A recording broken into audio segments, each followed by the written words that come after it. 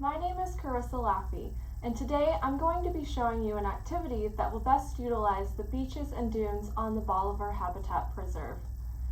Capturing the wind is an activity that's suitable for grades kindergarten through 2nd grade, and it is best done during the fall.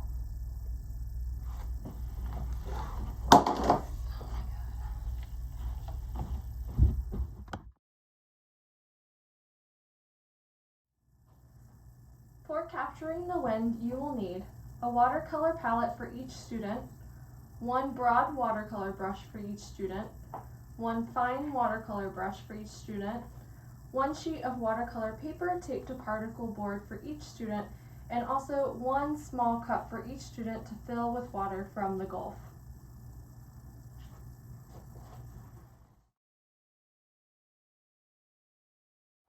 Take a stroll to the beach, find a comfortable place on the sand, and lie belly up.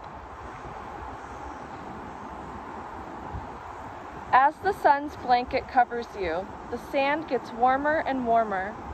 You become warmer as the air increases in temperature. Meanwhile, over the Gulf, the air is cooler. Because warm air weighs less than cool air, the cool air presses down and creates more pressure. Air rushing from a high-pressure area in the Gulf to a low-pressure area like the beach creates a steady breeze. All over the world, wherever there is enough of a difference in temperature to create a difference in air pressure between two places, the wind blows from high to low to keep things equal. The bigger the difference in pressure, the harder the wind blows. Hurricanes, for example, represent extreme differences in barometric pressure. After being blown away by the interactions of warm and cool breezes, focus your attention on the direction and movement of beach grasses. Look for ripples in the sand to determine the direction of the wind. Does your hair blow away from your face, or does the beach breeze blow the strands into your eyes and mouth? Are you facing the Gulf or dunes? Are clouds traveling in a particular direction, and what is their character? Now you are ready to paint a beach or dunescape which emphasizes the direction of the constant breeze. Make sure that you are capturing the dune grasses and how they are bending and dancing with the wind. Make sure you are also capturing the clouds and showing which direction they are blowing, and also capturing the directional flow of the waves as they crash up on the beach. Some sand might catch onto your paper, and this is no accident. Let it remain as part of the art piece.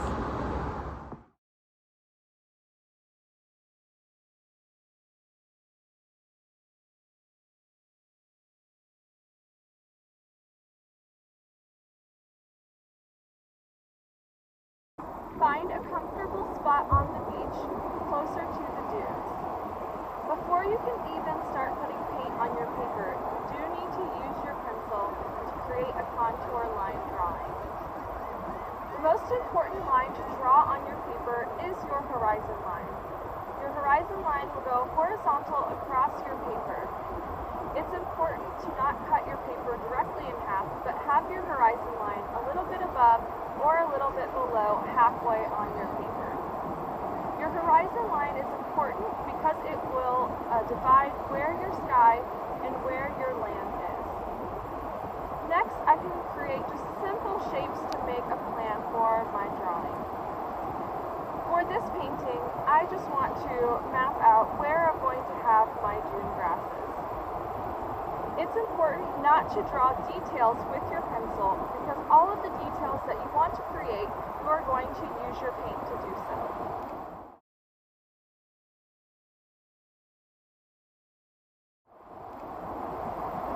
Now we are going to talk about the 3 different watercolor painting techniques. The first technique is called a wash. A wash is a good technique to use to cover a large area in a short amount of time with just a little bit of paint. For the wash, you are going to get your brush wet and add a layer of water onto the paper. The sky is the best place to use the wash technique. Quickly, before my water dries, I am going to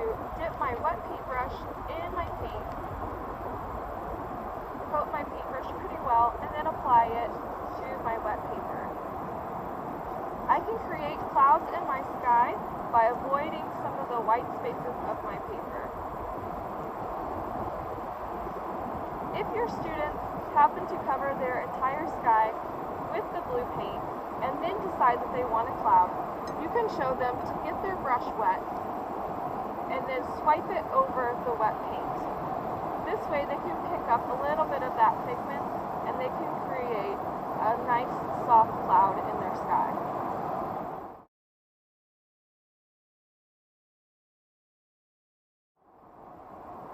The next technique is called a wet brush on dry paper.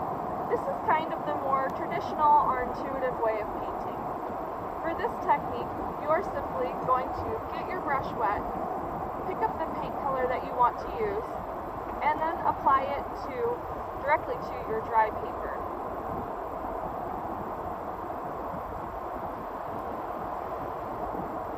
So for this technique, I like to block out my colors for where my sand is and where my grasses will be. The colors that are given to you in your palette are just fine for this, but if you would like for your students to mix and create their own colors, you can show them to mix their colors in the lid of their palette. So I'm going to mix a different color for my sand. When you are mixing, it's important to wash your brush off in between picking up colors. Notice that with this wet brush on dry paper technique, I have much more control over where my paint is going. My paint will not spread to anywhere that I do not touch my brush to the paper. Watercolor painting is all about layers, so it's really important that I use this wash technique and the wet brush on dry paper to create a base layer for my painting.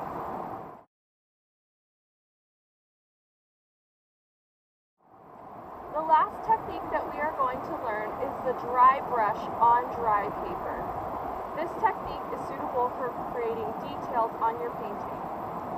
For our Dunescape, our details are going to be the dune grasses. It's important that my brush and my paper are dry for this technique, so I just give my painting a little bit of time to dry before I add those details. You might be wondering, how would a dry brush pick up dry paint? For this technique, you are first going to activate your paints with water. So I'm getting my brush wet and I am wetting the color that I would like to use. For this one, I actually want to mix a special color.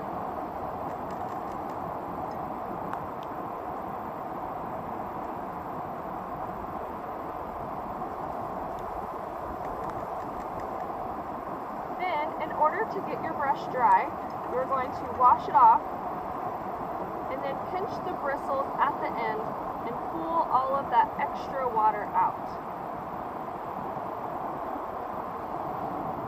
You can use your fingers to point the brush like a pencil and then go and pick up your color and then apply it to your dry paper. When painting grasses, there are a couple things that you need to remember. First, it's best to paint your grasses starting from the bottom of the grass blade and then going up.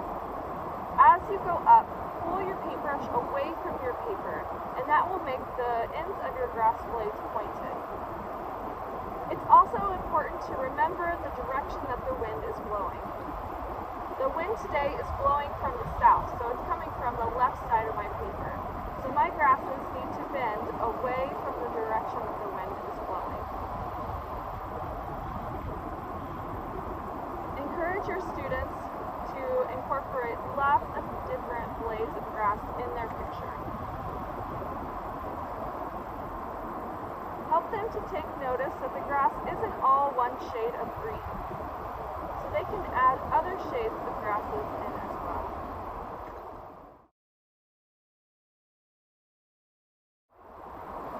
Some other details that they can incorporate are objects that are further away in the distance. In the dunes here, there are some larger bushes that are along the back side of the dunes. So I'm going to go ahead and add those in as well.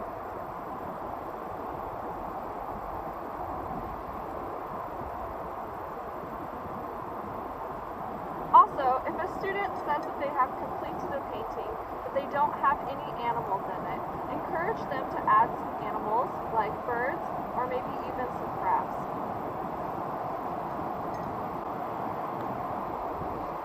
In my painting, I'm adding some brown pelicans sitting on the beach.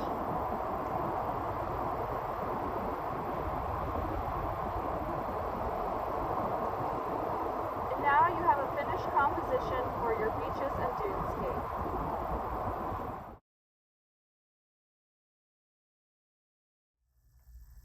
Capturing the wind is an activity that's designed for young students who are still building their skills of observation. Encourage the building of these skills by asking your students questions like, what do you see around you that's showing you which direction the wind is blowing? Your students will also increase their skills in watercolor painting. If this is your students' first time to use watercolors, go over the different techniques with them before you begin your painting. Your students will also learn how to show movement in their paintings, so they will be painting things like bending blades of grass or sand that's blowing across the beach.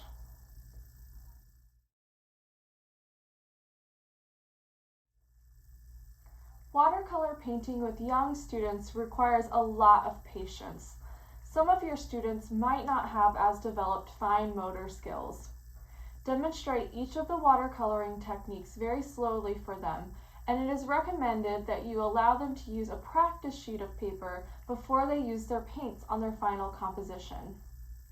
Show your students how easy it is to erase any mistakes that they have so that they are not frustrated with painting. You can erase mistakes by swiping a dry brush over wet paint to pick up the color, or you can use paper towels to blot the color away. Also, with young students, sometimes they don't always know how to handle the supplies with care. Show them the proper use of their brushes and how to use it gently without damaging the bristles, and also demonstrate for them how to mix their paints without muddying up the colors for the next student.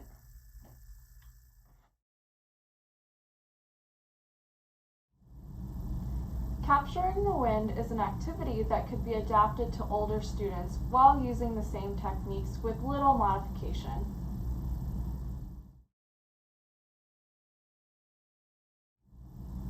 Close the lesson by praising each of your students' artwork. Try to stay away from words like good art. Instead, choose specific details that you really liked about the student's painting. For example, you can say, wow, I really like the way that you captured all the different kinds of plants that we saw in the dunes today. Also discuss with your students what are some techniques that they apply to show movement in their painting, and ask your students, how would you show the difference between still and moving water with your paints? Or, for example, how would you show the difference between a calm or a windy day when you're painting a tree?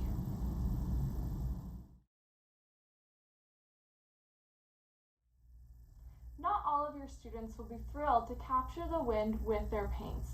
For your more active students, you can give them an activity that will get them up and out of their seats and moving. You can start by calling a few students up to the front of the classroom and assigning them a different object, whether it's a tree, water, sand, or even a mountain. Then ask your students to react in different scenarios. You can ask them to react how their object would on a calm day versus on a windy day. You can even give them different directions that the wind is blowing. You can say, the wind is blowing from the left side of the classroom now, or the wind is blowing from behind you. You can also ask your students to emulate different types of storms, like tornadoes and hurricanes.